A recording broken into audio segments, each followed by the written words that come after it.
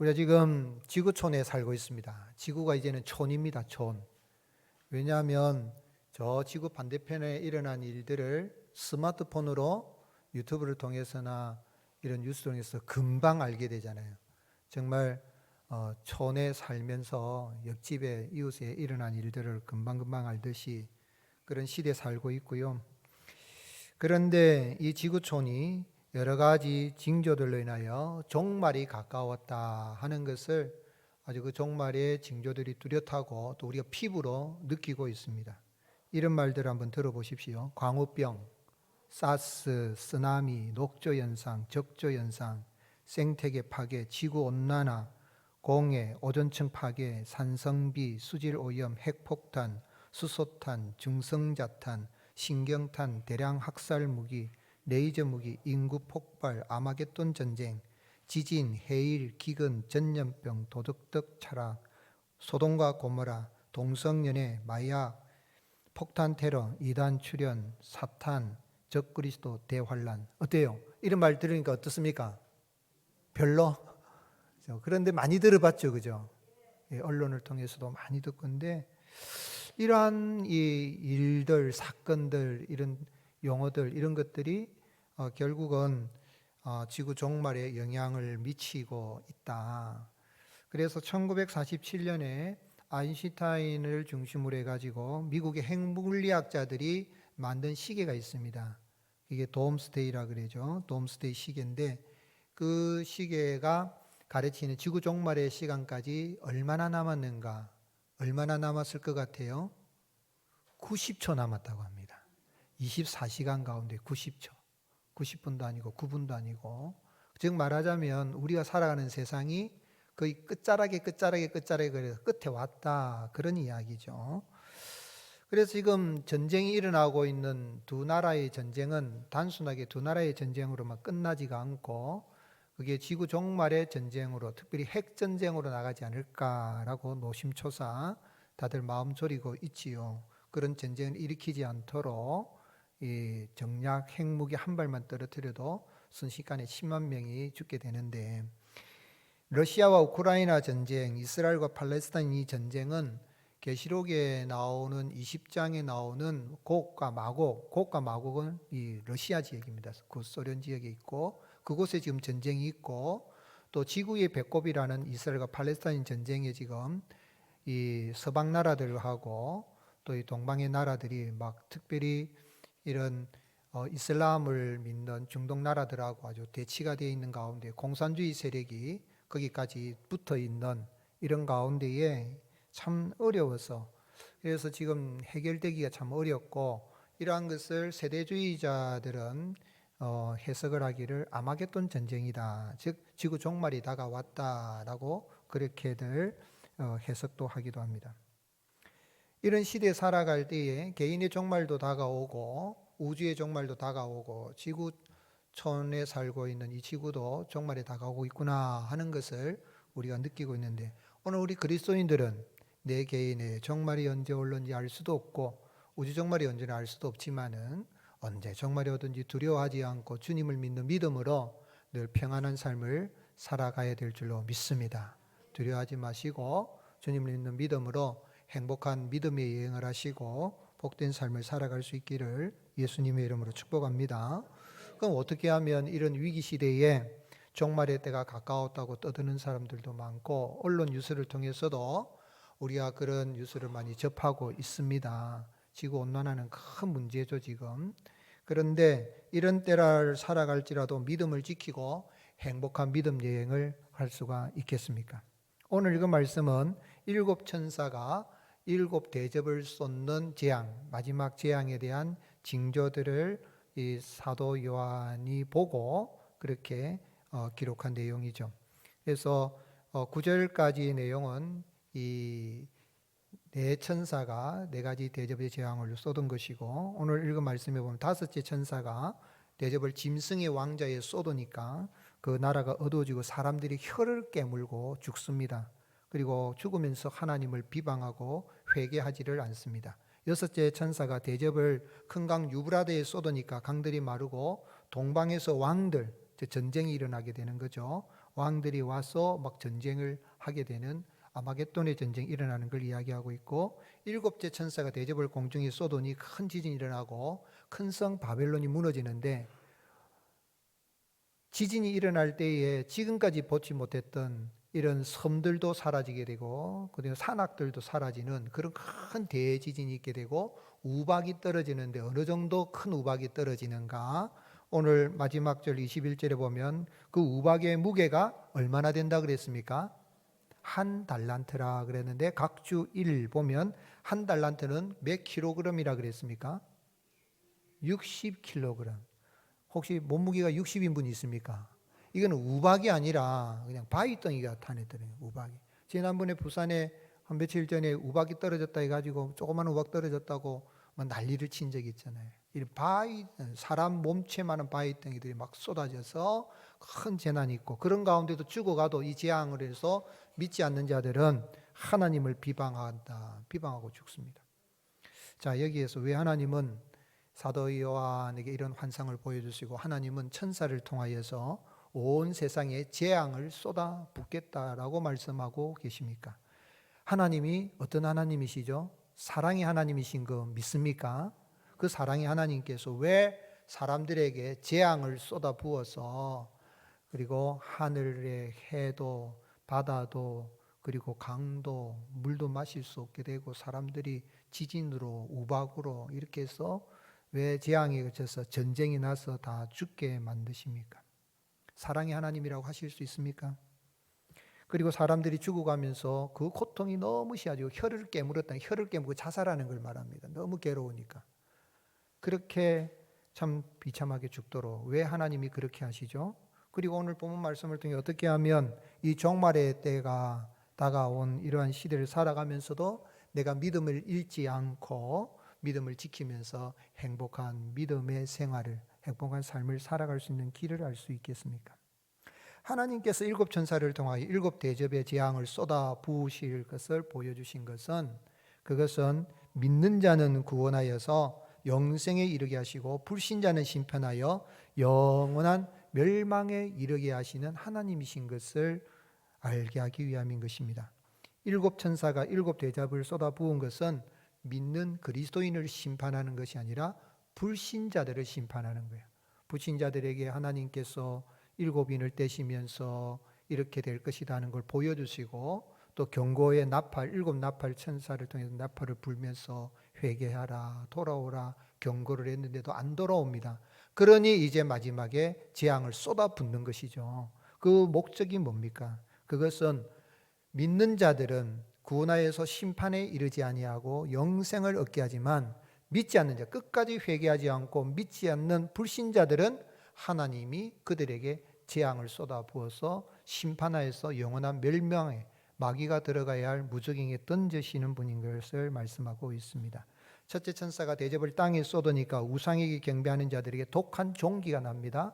둘째 천사가 대접을 쏟으니까 바다에 쏟으니 바다가 피로 돼버립니다. 이제 바다에 나는 것도 먹기 힘든 시대라 그러잖아요. 그리고 셋째 천사가 대접을 강과 물건에 쏟으니 역시 피가 됩니다. 물도 사서 먹잖아요.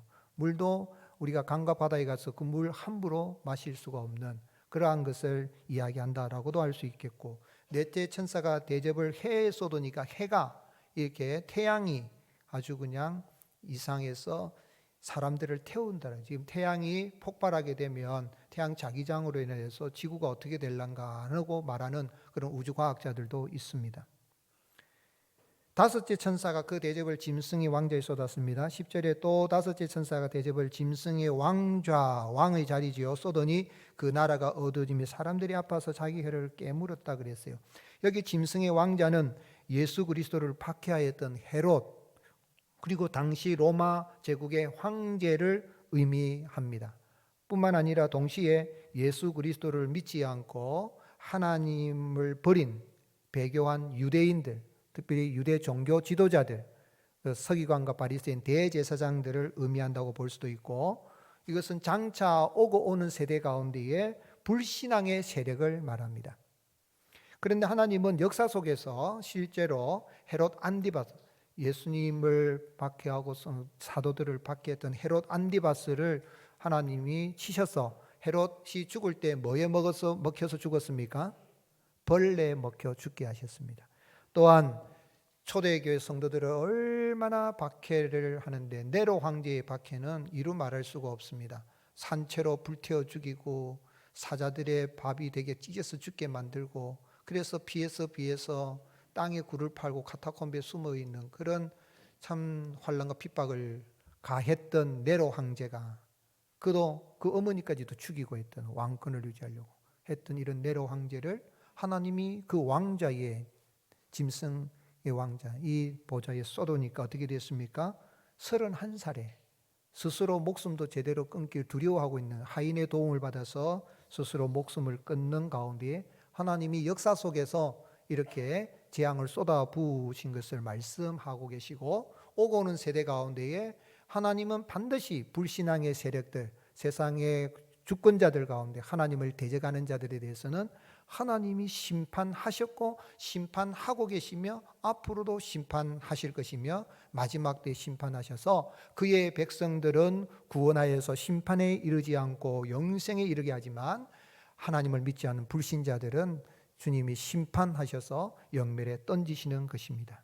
이러한 심판을 할 때에 믿는 자들은 외칠 때 어떻게 외칩니까? 의롭다. 하나님의 그 심판은 참되고 의로우시다. 16장 7절에 또 내가 들으니 제단이 말하기를 그러하다. 주 하나님 곧 전능하신 이시며 심판하시는 것이 참되고 의로우시다.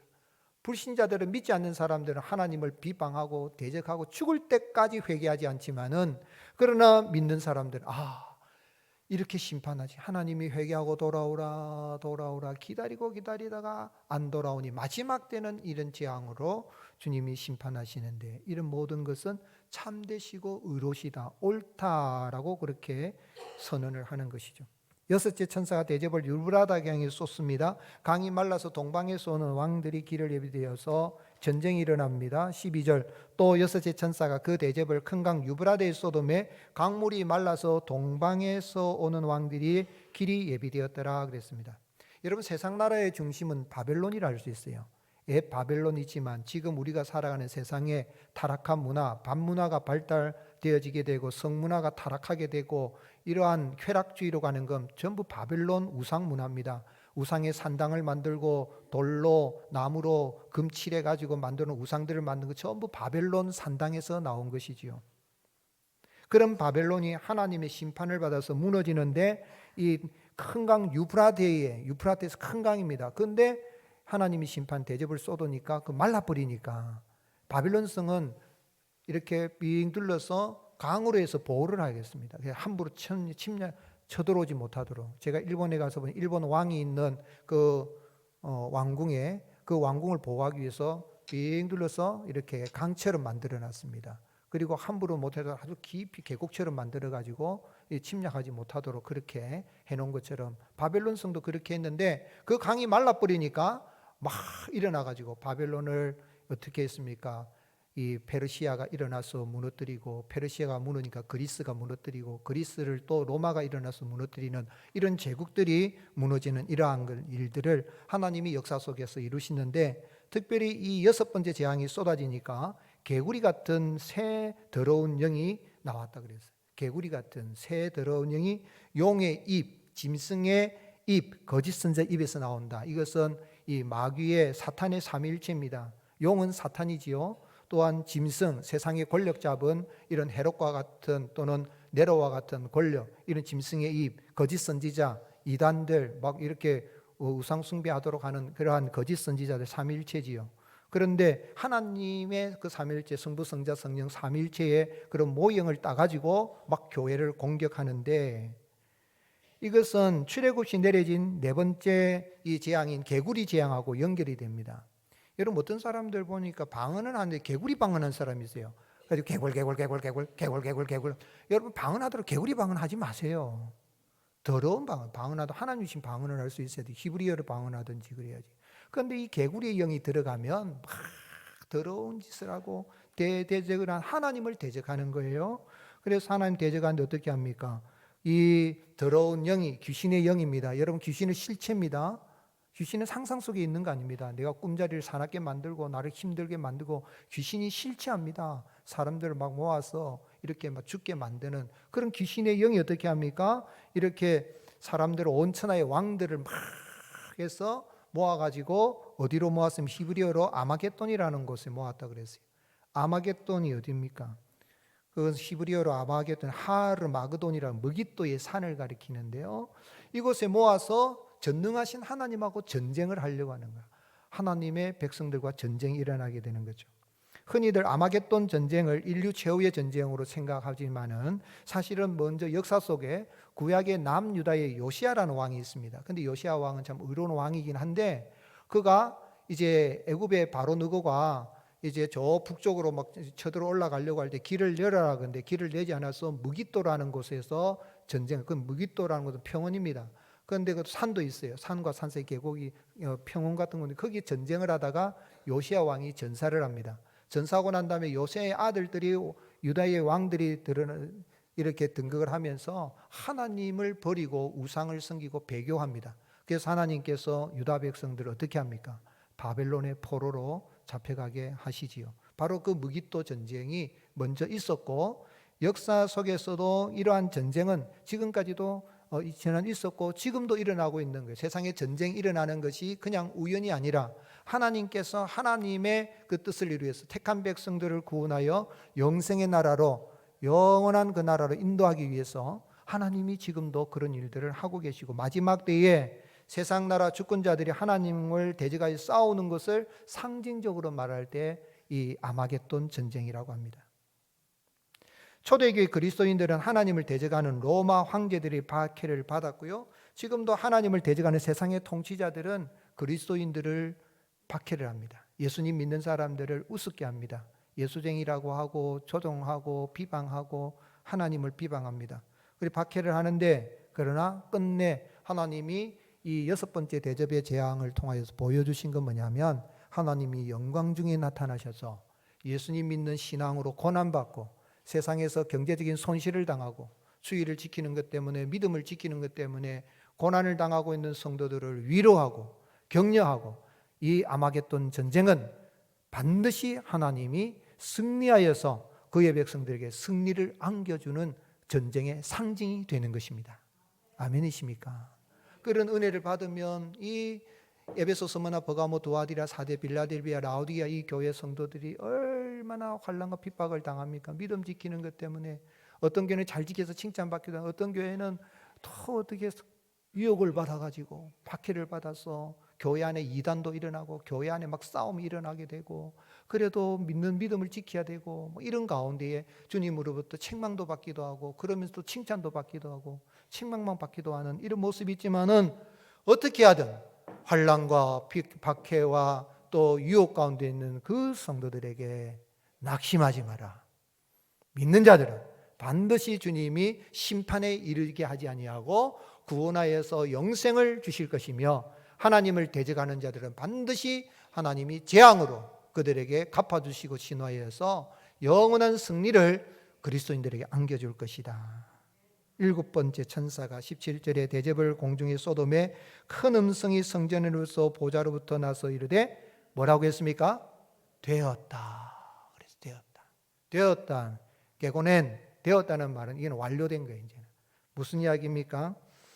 하나님께서 마지막 7번째 재앙을 쏟아부음으로 말미암아서 그동안 하나님께서 이루고자 하셨던 구원이 다 완성이 되었음을 이야기합니다. 지난 주일에 함께 말씀의 은혜를 나눴던 세상 나라가 그리스도의 나라가 되고 세상 나라가 하나님과 우리 주의 나라와 주와 그의 그리스도의 나라로 변화되는 그런 역사가 이 대접 재앙을 통하여서 다 이루어지는 것입니다. 예수님은 실제로 이 땅에 오셔서 십자가에서 운명하실 때에 마지막 6번째 뭐라고 말씀하셨습니까? 다 이루었다 하시고 운명을 하시는데 다 이루었다. 테텔레스타이라는 것은 구약에서 메시아가 오시게 되면 메시아가 오셔서 모든 구원 사역을 다 그 예언을 성취하실 것이다. 근데 그것을 다 성취하셨음을 이야기하는 것이요. 오늘 게고넨 다 이루었다. 되었다. 이 말은 뭐냐면 이제 예수 그리스도의 복음이 전파되어서 주님이 재앙을 쏟아붓는 가운데서도 믿는 자들을 구원하여서 영원한 하나님의 나라로 인도하는 구원이 완성되었다. 말입니다. 아멘이십니까? 우리가 그걸 사모하고 있죠. 근데 하나님이 이 세상 나라 바벨론을 무너뜨리는 시인데 19절에 큰 성이 세 갈래로 갈라지고 만국의 성들도 무너지니 큰 성 바벨론이 하나님 앞에 기억하신 바 되어 그의 맹렬한 진노의 포도주 잔을 받음에 각 섬도 없어지고 산악도 간데 없어더라. 하나님께서는 이렇게 대접 재앙을 쏟아 부으시는 목적이 뭐냐면 이스라엘 백성들이 430년 동안 애굽의 종살이라고 했다 출애굽을 할 때에 하나님이 재앙을 쏟아 부었습니다. 몇 가지 재앙을 쏟아 부었죠?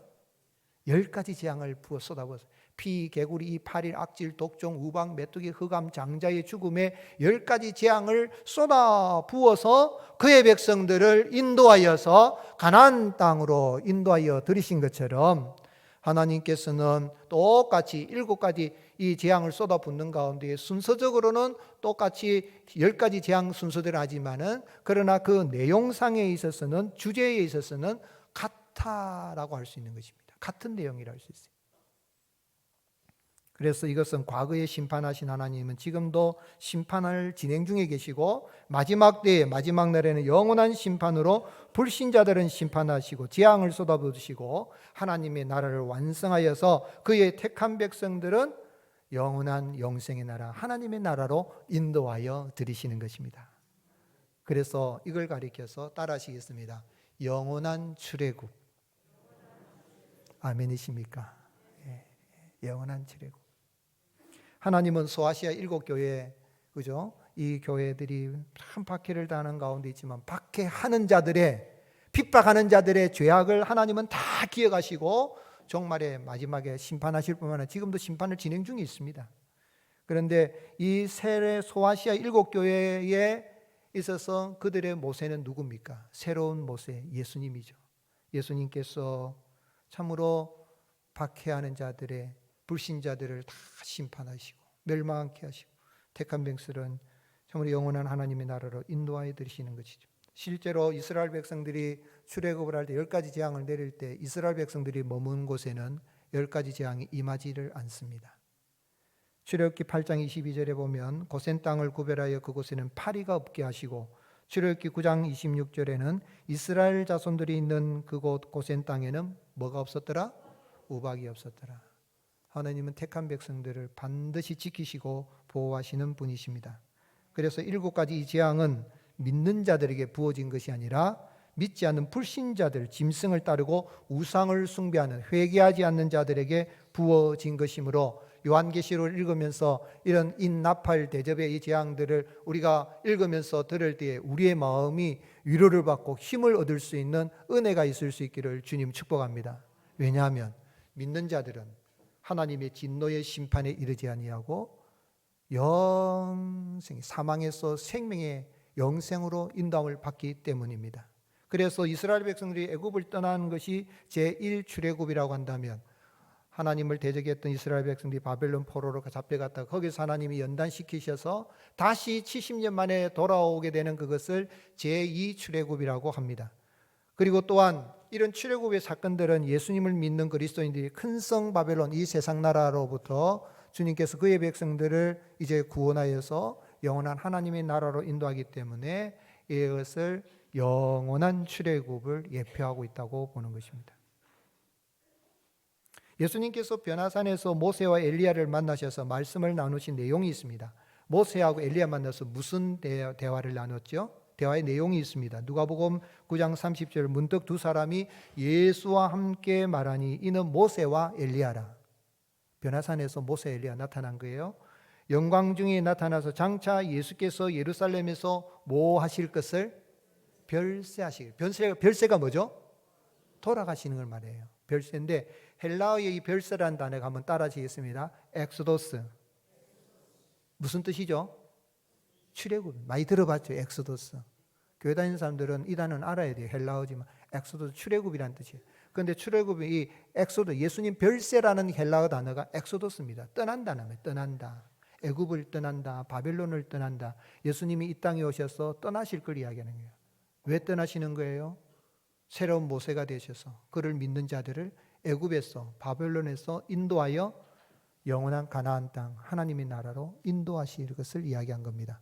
이 엑소도스라는 이 단어는 신약 성경에 딱 3번 쓰여졌는데 여기에 쓰여졌고, 그리고 히브리서 11장 22절에 요셉이 임종을 합니다. 요셉이 죽을 때에 이제 하나님께서 너희 이스라엘 백성을 애굽에서 이제 이끌어내실 것이다 할 때에, 그럴 때에 떠난다는 엑소도스라는 그 말을 썼습니다. 그리고 베드로 사도가 죽을 날이 다가오게 될 때에 자신이 세상을 떠날 걸 이야기할 때 엑소도스란 말을 들었습니다. 오늘 여러분 예수님 믿는 사람들은 이 세상 장차 망할 장망성인 이 바벨론 애굽에서 우리가 정을 줄 필요도 없고요. 언젠가는 떠나는데, 떠나서 애굽을 떠나서 우리의 영원한 본향 하나님의 나라로 인도하여 들이신 것입니다. 그 주님, 그 나라로 인도하기 위해서 이 땅에 사람의 몸을 입고 오셨습니다. 그 날이 성탄절이요, 성탄절 오신 주님을 기다리는 기간이 대강절의 기간인 것입니다. 예수님께서 실제로 이 땅에 오셔서 우리를 영원한 하나님의 나라로 인도하시기 위해서 우주적인 대지진이 예수님이 운명하실 때 있었습니다. 앞으로 큰 지진, 상상할 수 없는 큰 지진, 지구 종말 같은 그런 일들이 일어나는데 어떻게 하는지 우리가 이렇게 상징적으로 나와 있지만, 예수님이 운명하실 때 어떤 일이 있었습니까? 마태복음 27장 51절, 이에 성소 휘장이 위로부터 아래까지 찢어져 둘이 되고 땅이 진동하며 바위가 터지고 무덤들이 열리며 자든 성도의 몸이 많이 일어나되 예수의 부활 후에 그들이 무덤에서 나와서 거룩한 성에 들어가 많은 사람에게 보이니라. 이들이 언제 승천했습니까? 부활하신 예수님이 승천하실 때 같이 올라가신 것으로 해석할 수가 있습니다. 그 주님 다시 우리 가운데 만왕의 왕으로 심판의 주로 영광의 주로 오시게 될 것입니다. 오늘 여러분, 내가 예수님을 믿어서 하나님의 진노의 심판에 이르지 않고 영생을 얻고 그 아름다운 하나님의 나라 백성으로 살아계신 은혜를 감사하면서, 비록 세상에 살면서 예수님 믿는 것 때문에 손해보는 것도 있고 주일 성수하는 것 때문에 경제적 손실이 있고 하더라도 낙심하지 마시고, 위로하시는 주님, 승리를 주시는 그 주님으로 말미암아 힘을 얻고, 세상에 어떤 지구 종말의 징조가 있고 소리가 들린다 할지라도 두려워하지 마시고 주님이신 평안으로 늘 감사하며 살아갈 수 있기를 예수님이 축복합니다. 그러면은 이런 은혜를 받은 성도들 어떻게 살아야 되겠습니까? 성도는 믿음으로 깨어 기도하며 예수 그리스도 입은 옷을 지키는 사람입니다. 하나님이 심판하실 때 불신자들의 특징은 뭐냐면, 내가 불신자인지 아닌지 아는 특징이 뭐냐면, 하나님이 심판하신 걸, 하나님이 사랑의 하나님인데 왜 그런 재앙을 쏟아부어, 그런 하나님 나는 인정할 수 없어 말한 사람은 안 믿는 사람이에요. 그게 10절 11절, 또 다섯째 천사가 그 대접을 짐승의 왕자에 쏘니 그 나라가 어두워지며 사람들이 아파서 자기 혀를 깨물고 아픈 것과 종기로 말미암아 하늘의 하나님을 비방하고 그들의 행위를 회개하지. 죽는데도 회개를 안 해요. 전도를 해보면 근데 곧 죽을 것 같은데 회개하고 예수님 믿으세요. 그러면은 지금이라도 구원받습니다 한데도 끝까지 이를 안 믿어. 이런 사람이 있어요. 근데 어떤 사람은요, 예 목사님 기도해 주세요 이런 사람이 있어요. 야, 여러분, 택함 받은 사람은 회개를 잘합니다. 고려파의 운동은 회개 기도하는 거예요. 예배당에는 왜 오냐면 기도하기 위해서 오는데, 하나님 나의 죄를 용서해 주시고 나 같은 죄인을 구원하시기 위해서 사람의 모를 것인 주님 그 은혜 감사합니다 나가면 하나님이 구원의 은혜를 베푸시고 영생도 주시고 승리를 주시는 거예요. 그런데 이들은 회개하지를 않는 거예요. 그런데 믿는 성도들은 어떻습니까? 믿음을 지키면서 하나님 앞에 감사가 있어요. 하나님 복을 받은 사람이에요. 15절 같이 읽겠습니다. 시작. 보라, 내가 도둑같이 오리니 누구든지 깨어 자기 옷을 지켜 벌거벗고 다니지 아니하며 자기의 부끄러움을 보이지 않은 자는 복이 있도다. 아멘. 요한계시록에 복이 있도다 하는 말이 7번 나오는데 3번째입니다. 오늘 예수님 믿는 사람은 복 있는 사람입니다. 어떻게 복이 있습니까? 예수님을 믿어서 이제는 그 믿음을 지키기 위해서 깨어 기도하는 사람이요. 깨어 기도하는 목적이 무엇입니까? 예수 그리스도로 입은 옷을 빼앗기지 않도록 그렇게 살아가기 위해서 깨어 기도하는 것입니다. 예수님은 종말의 징조들을 다 말씀하신 다음 마태복음 24장은 종말의 징조 이야기를 했어요. 그리고 나서 마태복음 24장 41절에 두 여자가 맷돌질을 하고 있음에 한 사람은 데려가고 한 사람은 버려둠을 당할 것이라. 그러므로 어떻게 하라? 깨어 있으라. 어느 날에 너희 주가 임할는지 너희가 알지 못함이라. 개인의 종말도 주님이 오신 날입니다. 우주의 종말도 주님이 오시는 날입니다. 개인의 종말이 언제 올는지 알 수 없지만 깨어 기도하고 있으면 우리는 도적같이 오는 것 같아도 깨어 주님을 맞이하는 깨어있는 슬기로운 다섯처녀와 같은 신부로 우리는 맞이하게 될 것입니다. 예수님은 겟세마네 동산에 베드로, 야고보, 요한을 데리고 가셔서 너희는 여기서 기도하라, 깨어있으라. 그런데 하루 종일 예수님 따라다니면서 전도하고 이렇게 말씀도 전하고, 또 예수님이 아마 너무 바쁘고 식사도 못 했던 것 같은데 예수님 하시는 말이 내일이면 내가 이제 십자가에 달려 죽으리라 그러니 베드로나 야고보, 요한은 슬픔으로 인하여서 예수님과 함께 기도하다가 예수님 저쪽에서 기도하고 여기서 기도하다가 피곤하니까 잠이 들었어요. 그럼 예수님 오셔가지고 아이고 피곤하나, 그래 아이고 이렇게 위로를 해주셔야 되는, 예수님 책망하십니다. 뭐라고 책망하셨습니까? 마태복음 20장 40절, 제자들이 오사 그 자는 것을 보시고 베드로에게 말씀하시되 너희가 나와 함께 한 시간도 이렇게 깨어 있을 수 없더냐? 시험에 들지 않게 어떻게 하라? 깨어 기도하라. 마음에는 온이로되 육신이 약하다. 사랑하는 성도 여러분, 육신이 약하다고 핑계대지 마십시오. 육신이 약하기 때문에 기도해야 됩니다. 기도하면 예수 그리스도로 입은 옷을 지킬 수 있고 믿음으로 승리할 수 있는 은혜를 주님이 주시는 것입니다. 우리 예수님 믿는 사람들은, 믿는 그리스도의 신앙생활은 예수 그리스도로 입은 옷에 비유합니다. 로마서 13장 14절, 바울은 종말의 때 가까이 왔으므로 깨어 정신을 차리고 음란과 호색을 버리고 술 취한 방탕함을 버리고 오직 주 예수 그리스도로 옷 입고 정력을 위하여 육신의 일을 도모하지 말라. 여러분, 믿는 성도들은 언제 옷 입었죠? 예수님 옷을 언제 입었습니까? 세례 받을 때. 갈라디아서 3장 27절에 우리가 세례를 받을 때 성부, 성자, 성령이 이루어진 믿음으로 세례를 받을 때 예수 그리스도로 옷 입었습니다. 저는 양복을 입고 여러분들도 나름대로 옷 입고 있지만은 다 그래도 눈에 보이지 않지만은 다 예수 그리스도로 옷 입은 사람입니다. 옷이 참 중요해요. 벌거벗지 않게 하는 것도 있지만은 옷은 그 사람의 신분과 역할을 나타냅니다. 저 사람이 군인이다 아니다는 걸 알 수 있는 게 뭐죠? 군인은 뭘 입고 해요? 군복을 입고. 판사는 재판을 할 때 뭘 입습니까? 법복을 입고. 그 다음에 의사는, 간호사는 뭘 입습니까? 가운을 입잖아요. 그렇게 해야 돼요. 즉 예수 그리스도로 옷 입었다는, 저 사람 딱 보니까 누구다? 누구 닮았다? 예수님 닮았다. 옆 사람 축복하십시오. 당신은 예수님으로 옷 입은 사람입니다.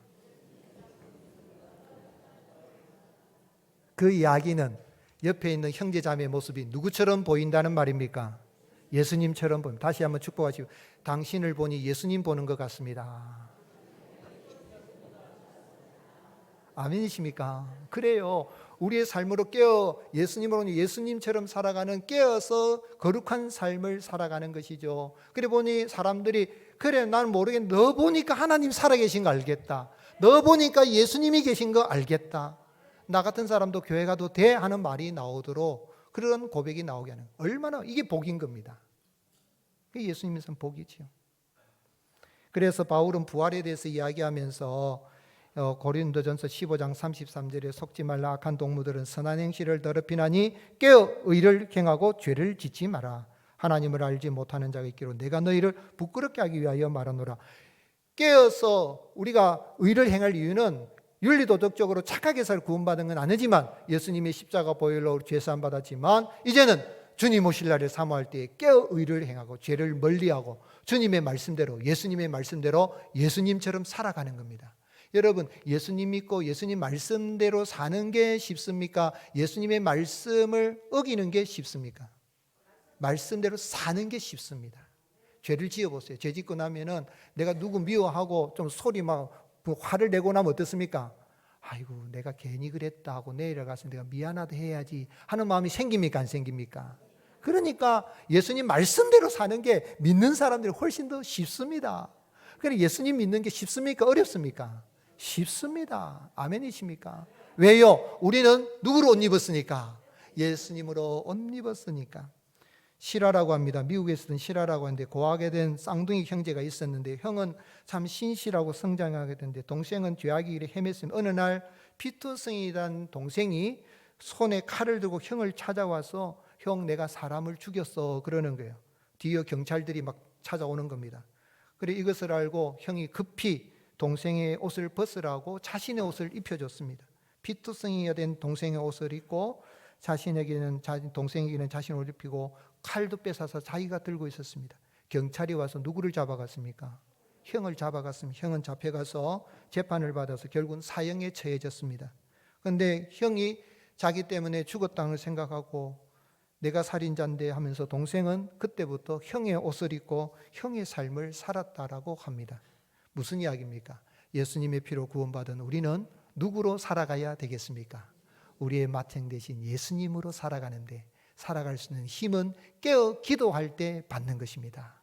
오늘 언제 주님 오시더라도 개인의 종말이든 우주의 종말이든 두렵지 않게 아멘 예수님 오시옵소서 신랑 되신 오시는 사모하며 기다리고 늘 승리하며 살아가는 그런 아름다운 복된 삶을 사는 저와 여러분이 되시기를 예수님의 이름으로 축복합니다.